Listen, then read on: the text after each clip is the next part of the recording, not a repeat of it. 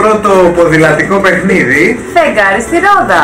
Το Φεγγάρι στη Ρόδα είναι ένα ομαδικό παιχνίδι για μικρούς και μεγάλους. Σπασοκεφαλιές, γρίφοι, απολαυστικά ποδηλατικά χιλιόμετρα και βέβαια πολλές χαμογελαστές φάτσες.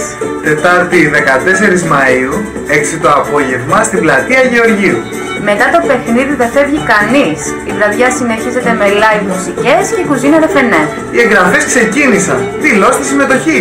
Εγγραφές πληροφορίες στο www.podilatespatras.org και κάθε Τρίτη, Τετάρτη, Πέμπτη, 7 με 10 το απόγευμα στο Κοινωνικό Κέντρο Ριγαφερέου και Τσαμαδού.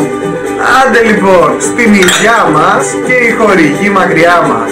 Με τη συλλογικότητα ποδηλάτες Πάτρας οργανώνουμε το ποδηλατικό παιχνίδι όλοι μαζί, μακριά από νοοτροπίες, εμπορευματοποίησης και χορηγών.